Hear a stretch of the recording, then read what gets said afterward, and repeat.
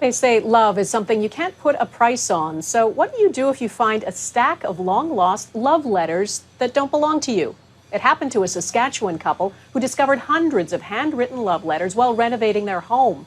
Ryan Kessler explains how the real-life love story unfolds. This was the gift from my friend. This leather case is full of history that Wynne Richards thought ended up in the trash. Thankfully, she was mistaken. Love is the greatest power, isn't it? Really. In June, a Saskatchewan couple was renovating their basement when some insulation tumbled to the ground.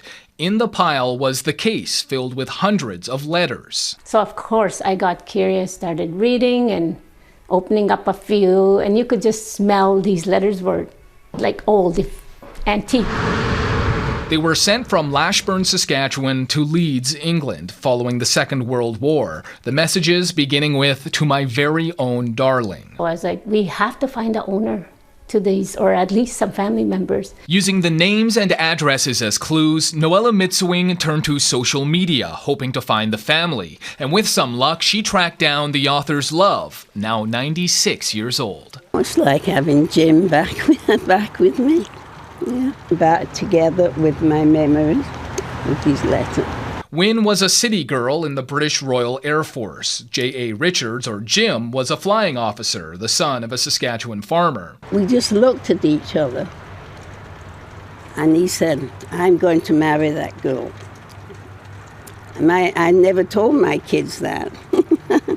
He proposed within months, but victory in Europe meant Jim's return to Canada. That's when the letters started, back and forth every few days for a year and a half, until they could finally reunite. What did you feel in that moment? Oh, hug. Wynne bought her wedding dress as soon as she arrived in Canada and said "I do" in a Lashburn church. During their 54 years together, they raised 3 children. I think that's what this world needs, is love, for everybody's sake. Jim died in 2001. Wynne never remarried. She knew there would never be another man like her husband or another love story she'd rather be a part of. Ryan Kessler, Global News, Saskatoon.